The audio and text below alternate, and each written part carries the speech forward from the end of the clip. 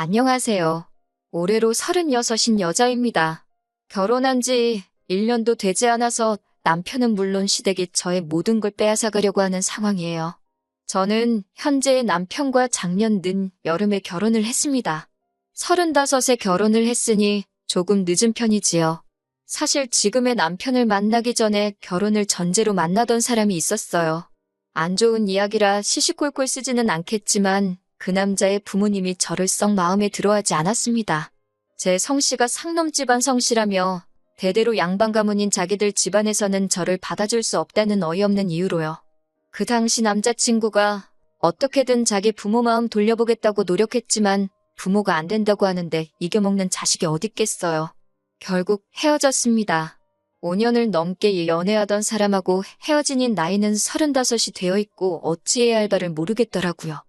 급한 대로 친구들 통해 여기저기 소개팅을 주선해달라고 했지만 나이가 많다고 퇴짜를 맞았고요. 저도 저 나름대로 노력하고 있는 상황에 집에서 부모님은 언제 시집갈래 스트레스를 주시니 견디기가 힘들더라고요. 그냥 일이랑 결혼한 걸로 치겠다 하니 등에 손자국이 남을 정도로 등짝을 아주 세게 맞고 어머니가 시키는 대로 결혼정보업체에 문을 두드렸습니다.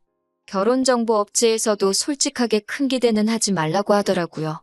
제가 직장을 다니고 모아놓은 돈이 꽤 되는데도 그게 어필할 정도가 되지는 않는다고 하더라고요. 비슷한 조건이면 남자들은 더 어린 여자를 찾는다나요? 그러다가 남자 한 명을 소개받게 되었는데 직업도 적당하고 키도 작지 않고 그럭저럭 괜찮은 조건의 남자를 소개받게 되었습니다. 자기가 원래 20대 여자도 업체 통해 소개받고 그러는데 30살 넘는 여자는 처음 만나본다는 말을 하더라고요. 초면에 뭐 이렇게 무례한 사람이 다 있나 싶었는데 쉴 틈도 없이 저에게 연락하고 제가 너무 좋다고 저랑 잘 되고 싶다고 애타게 저에게 매달리더라고요. 업체 실장님하고 개인적인 친분이 생겨서 사적으로 연락을 몇 번 하고 그랬는데 그 정도면 제 상황에서 가릴 이유가 없다고. 괜히 이러다가 1년 지나고 2년 지나고 하면 정말 나중 가서는 한번 다녀온 사람밖에 소개해줄 수 없다는 식으로 이야기해서 저도 뭐 손해볼 게 있나 싶어서 만남을 가지게 되었습니다. 그런데 실제로 만나보니 무례하다기보다는 말하는 게 조금 서툰 사람이라는 느낌을 받았고 제가 그렇게 좋다고 통사정을 하며 매달리는데 그런 모습 때문인가 저도 점점 호감이 가더라고요. 그렇게 저도 결국 마음을 열게 되었고 결혼까지 하게 되었네요. 제가 회사에 몸담은 지는 10년이 넘은 상황이고 모아놓은 돈도 적은 편이 아니었어요. 남편도 적당히 괜찮은 회사 다니면서 그 나이 또래 남자들하고 비교했을 때도 평균 이상의 연봉을 받고 있었고 집은 없었지만 또 결혼한다고 모아놓은 돈도 상당하더라고요.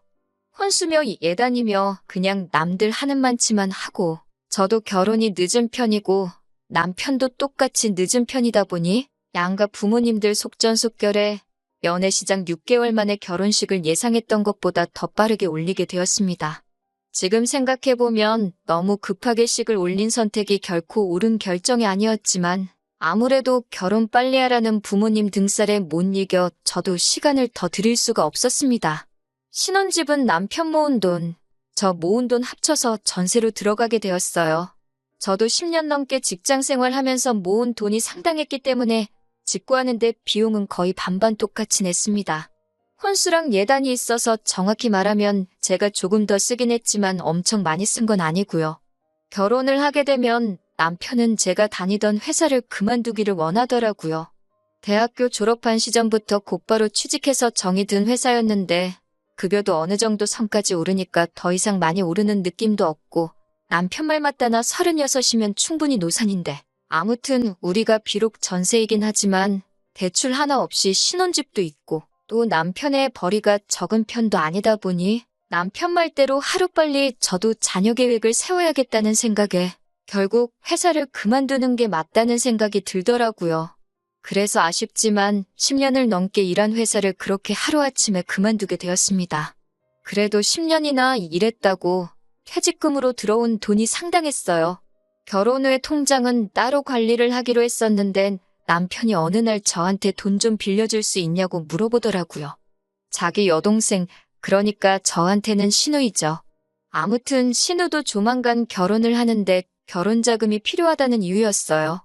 아무리 빌려주는 거라지만 신우 결혼 자금을 왜 내 돈으로 하냐? 시부모님도 계시지 않느냐 하고 조금 곤란하다는 식으로 나왔더니 원래 자기도 저를 만나 이렇게 일찍 결혼을 하게 될 줄은 몰랐다며. 그러다 보니 우리 신혼집 구하는데 돈을 다 써버린 상황이라고 하더라고요. 원래 신우는 결혼 전제로 만나던 사람이 있었고 남편이 저랑 만나기 전부터 날짜가 정확하게 잡히지는 않았지만 올해쯤 결혼을 올릴 계획이 있었다 하더라고요. 그런데 자기가 예상보다 일찍 결혼하게 되면서 신우한테 쓸 결혼자금까지 시부모님이 미리 땡겨서 쓰신 상황이라고 하더라고요. 잠깐만 빌리는 거고 시부모님이 누구 아는 분한테 빌려준 돈이 꽤 있는데 그 돈을 몇 달 지나서 받기로 했다고. 그러니까 제 돈을 신우한테 먼저 빌려주면 시부모님이 이자 조금 더 쳐서 갚아주실 거라고 이야기했습니다. 결혼식을 당장 올리는 것도 아닌데 무슨 돈이 필요한가 조금 의아했지만 남편과 시댁의 상황도 충분히 이해가 가는 상황이었습니다.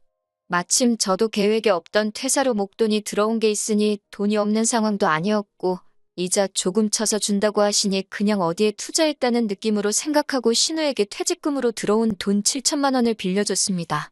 그렇게 없는 돈인 셈 치고 지내고 있었는데 갚기로 한 날이 다 되어가는데 돈을 안 돌려주는 거예요. 그렇다고 신우가 결혼식을 올린 것도 아니고 그때부터 뭔가 촉이 이상하더라고요. 조금 늦게 갚게 되면 늦는다 뭐다 같아부터 말이라도 있어야 할 텐데 시부모님을 뵙거나 신우를 만나도 그 돈이 무슨 영린인 것처럼 말도 꺼내지 않고 있던 상황이었거든요. 설마 가족 돈을 떼먹겠어 하는 생각도 들었는데 자꾸 신경이 쓰이니 하루하루 저한테는 말 못할 스트레스였어요. 돈 몇 푼 그거 돌려주겠지라고 하기에는 어쨌든 제가 10년 넘게 일해오며 차곡차곡 모아온 어떻게 보면 제가 결혼하기 전에 열심히 인생을 살아온 증거이기도 한 돈이다 보니 더 신경이 쓰였어요. 그래서 참다 못해 신우한테 제가 연락해서 혹시 돈을 언제 갚을 수 있냐고 물어봤어요. 그러자 신우는 돈이요? 무슨 돈이요? 하면서 마치 제가 돈을 빌려준 적이 없던 것처럼 딱 잡아떼더라고요. 그래서 결혼한다고 빌려간 그 돈 말하는 거라고. 갚기로 한 지가 벌써 2달이 다 돼가는데 아무 말도 없어서 궁금해서 물어봤다고 말했습니다. 오히려 신우는 저한테 화를 내더라고요.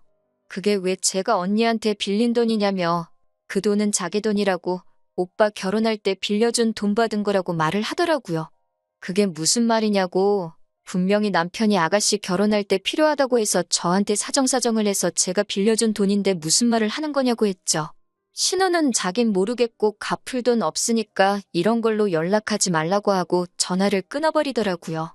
다시 전화를 해도 일부러 제 전화를 받지 않았어요.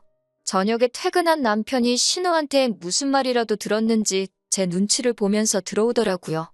남편 불러 세워서 이게 무슨 일이냐, 내 돈 어디 갔냐고, 내 돈 내놓으라고 소리를 질렀어요. 남편은 실실 웃으면서 사실은 그렇게 됐어 라고 말하면서 자초지종을 설명하더라고요.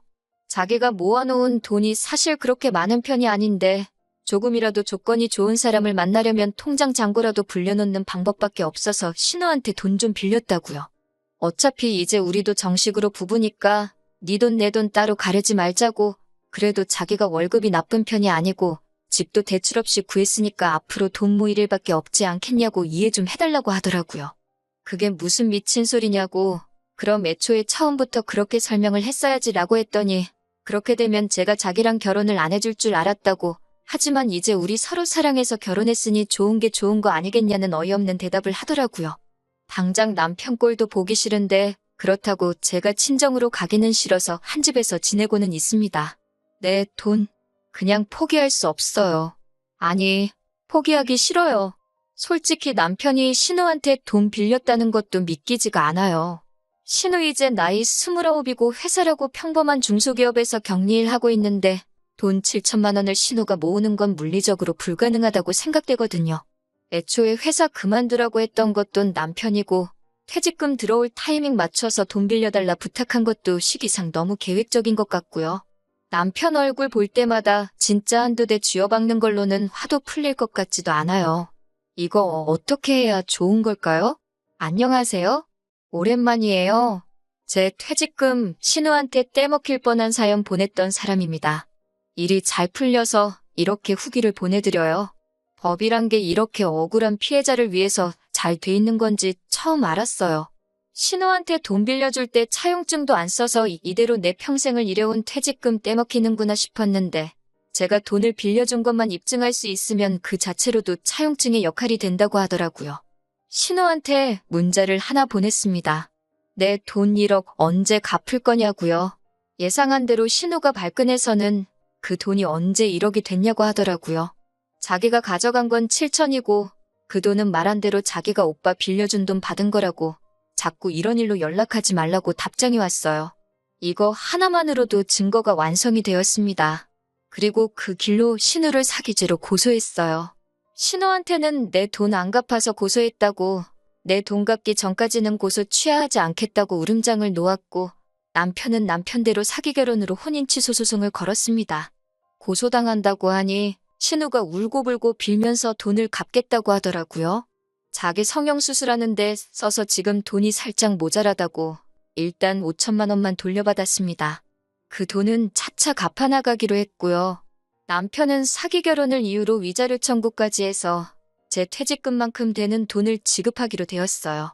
다행히 전세로 구한 집은 직구할 때 저희 어머니 말대로 지분 설정을 해놓은 게 있어서 고스란히 돌려받을 수 있었어요. 결국 저는 혼인무효 판결을 받게 되어서 모든 게 제자리로 돌아왔네요. 단지 멀쩡히 다니고 있던 회사를 잃게 되긴 했지만 그래도 전 남편한테 받게 될 위자료가 있고 제 경력이 죽은 것도 아니니 직장은 다시 천천히 알아보려고 해요. 결혼 생활 몇 달 안 했지만 그까짓 것 안 해도 충분히 살 수 있겠더라고요. 오히려 저희 어머니도 자기 때문에 제대로 알아보지도 않고 딸 맘고생 시킨 것 같다고 결혼 안 해도 되니까 저희 행복을 위해 살라고 응원해 주시고 있어요. 얼마 전에 부모님의 반대로 저에게 이별을 고했던 전 남자친구한테서 잘 지내냐는 연락을 받았네요. 저랑 헤어지고 나서 정말 많이 후회했다고요. 부모님하고 영까지 끊을 각오가 되어 있으니 자기랑 다시 만나줄 수 있냐 물어보는데 서류상으로는 깨끗하지만 저 한 번 다녀왔다는 말을 들으면 감당할 수 있을지 싶네요. 아무튼 저의 후기는 이렇게 끝이 났고요.